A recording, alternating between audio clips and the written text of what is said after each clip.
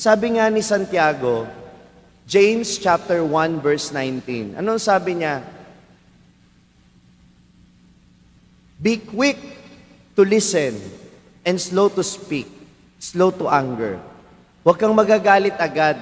Matuto kang makinig at maging mahinahon ka sa iyong pagsasalita. Bago mo pakawalan yung salita mula sa bibig mo, magdasal ka muna ng Aba Ginoong Maria bago mo sabihin para kumalma ka. Hindi yung kapag na-trigger ka, lahat ng naiisip mo, lahat ng nararamdaman mo, ibubulalas mo. Manahimik ka muna. Ako po ganyan din ang pinagsisikapan kong gawin. Bagamat minsan alam ko mahina din ako. Kapag may gusto kong sabihin dahil galit na galit ako, pinipigil ko muna yung sarili ko. Nagdadasal ako ng Aba Ginoong Maria o kaya nagdadasal muna ako ng rosaryo para hindi ko maibulalas yung bugso ng damdamin ko.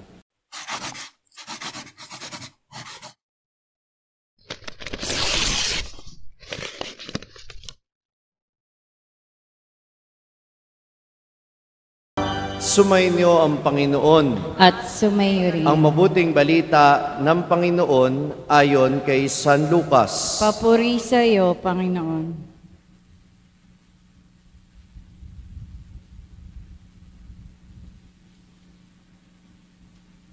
Nang nalalapit na ang panahong iakyat si Jesus sa langit, ipinasya niyang pumunta sa Jerusalem. Sinugo niya ang ilan upang mauna sa kanya. Humayo sila at pumasok sa isang nayon sa Samaria upang ipaganda siya ng matutuluyan. Ngunit ayaw siyang tanggapin ng mga Samaritano sapagkat siya'y patungo sa Jerusalem. Nang makita ito ni Santiago at Juan ay kanilang sinabi, Panginoon, payag ba kayong magpababa kami ng apoy mula sa langit upang pugnawin sila? Ngunit bumaling siya at pinagsabihan sila, hindi nyo alam kung anong uri ng espiritu ang sumasa inyo. Sabi niya, sapagkat naparito ang Anak ng Tao hindi upang ipahamak ang mga tao, kundi upang iligtas sila. At nagtungo sila sa ibang nayon. Ang mabuting balita ng Panginoon. Pinupuri ka namin, Panginoong Kristo.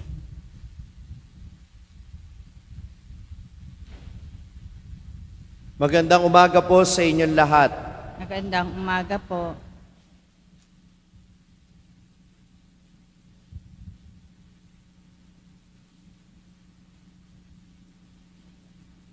Sa banal na kasulatan po, ang tawag sa magkapatid na Juan at Santiago ay Boanerges. Pakiulit nga po. Boanerges. Ang ibig sabihin nito ay mga anak ng kulog dahil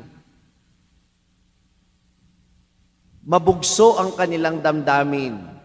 Kaya nga sa ebanghelyong narinig natin ngayon, nagalit sila kaagad nung nalaman nila na ang Panginoon ayaw papasukin, ayaw patuloyin sa isang nayon sa Samaria. Pero para maintindihan natin bakit gano'n na lang yung galit, inis nitong magkapatid na ito sa mga Samaritano, magandang maintindihan natin yung background. Sino po ba yung mga Samaritano? Ang mga Samaritano po, mga Hudyo rin yan. Mga Hudyo na nakapangasawa ng mga pagano. Yun yung lahi nila. Kaya sila nandoon sa Samaria, isang lugar malayo sa Jerusalem o sa labas ng Jerusalem, dahil itinuturing silang maruming lahi dahil po nalahian sila ng mga pagano o ng mga hindi Hudyo. At dahil dito, hindi sila binibigyan ng pagkakataon na makasamba sa templo ng Jerusalem. Bagkus, meron silang sariling templo kung saan nila sinasamba ang Diyos sa bundok ng Gerizim. Yun nga lang, itong lugar ng mga Samaritano, itong Samaria, Nasa pagitan po siya ng Galilea at ng Judea. Ibig sabihin, yung mga Hudyo na galing Galilea, papunta ng Jerusalem, taon-taon, lagi silang may mga piyesta, at kinakailangang pumunta sila ng Jerusalem, itong mga taga-Galilea, dadaan sila sa Samaria, papunta ng Jerusalem. Dahil hindi nga tanggap sa Jerusalem itong mga Samaritano, yung mga Hudyo na papuntang Jerusalem, pinapakitaan nila ng hindi magandang ugali. Galit ang mga Hudyo sa mga Samaritana, kaya ang mga Samaritano, galit din sa mga Hudyo. Malayo yung biyahe, papunta ng Jerusalem. Kailangan nilang mag-stop over. Hindi lahat ng Samaritano tumatanggap ng mga Hudyo. Bakit? Kasi nga magkaaway sila. Siguro, yung mga negosyante, walang pakialam. Kahit sino, tatanggapin nila. Pero nakatapat si Jesus at ang kanyang mga alagad sa Ebanghelyo ngayon ng Samaritano na ayaw tanggapin ang Panginoon ng kanyang mga alagad. Bakit? Nung nalaman nila na Hudyo at papunta sila ng Jerusalem dahil nga may piyesta silang pupuntahan doon. Kaya ito yung malalim na pinag-uugatan ng galit nung ayaw magpatuloy kay Jesus at yung galit na magkapatid na Juan at Santiago. Kaya gano'n na lamang magsalita itong dalawang ito. Marahas silang magsalita. Ang ibig sabihin ng Boanerges, mainitin ng ulo o magagalitin. At marami po sa atin ganyan. Mainitin ang ulo, magagalitin. Bakit? May malalim na pinanggagalingan ang galit. Kaya konting kibot, pag na-trigger, marahas na kung minsan. Pag nagsalita, grabe.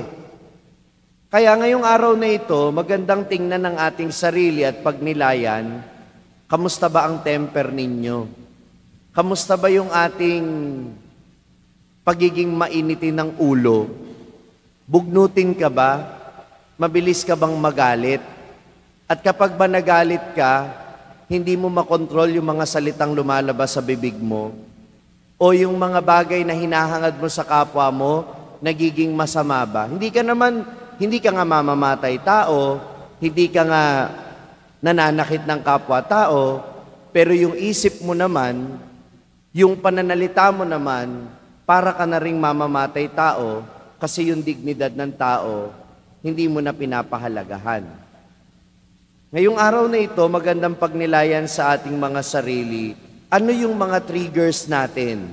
Ano yung mga bagay na kapag nakante, kapag napag-usapan, o kapag nalaman mo, nagagalit ka kaagad. Merong mga tao na nagagalit kapag nabati yung kanilang figure, yung kanilang katawan, pumayat, tumaba. May mga nagagalit sa ganyan. No?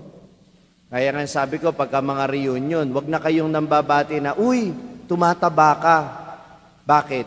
Baka pag napikon, batiin kayo, uy, tita, pumapangit ka. Gusto nyo ba yon? Kaya iwasan na ninyo yung pagbati na pwede kayong maka-offend dahil ang pinapansin ninyo yung katawan ng tao. May trigger Halimbawa, malalim sa kanya yon dahil nag-e-effort naman siyang magpapayat Nag-e-effort naman siyang magpataba. Sadyang yung katawan niya, hindi lang kayang tumaba ka agad o kaya pumayat ka agad. Kaya ikaw naman, mag-ingat ka din sa pananalita mo. O kaya, tanong kayo ng tanong, bakit wala ka pang asawa? Una, baka ayaw namang mag-asawa. Pangalawa, baka naman nagsusumikap naman. Yun nga lang, hindi lang nagwo-work yung relationship. Baka mamaya kabe-break lang, nasaktan mo pa yung damdamin dahil sa pagtatanong mo. At ikaw naman na tinatanong, maging sensitive ka rin sa sarili mo na hindi lahat ng tao nauunawaan yung kalagayan mo. Kaya ikaw ang unang dapat umunawa sa kalagayan mo. Huwag din mainitin ang ulo.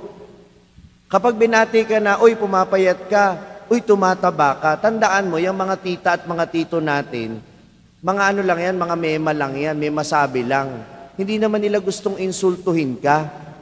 Gusto lang naman nilang sabihin sa'yo, kamusta? Yun nga lang, ibang salita lumalabas sa bibig nila. Kaya unawain mo din.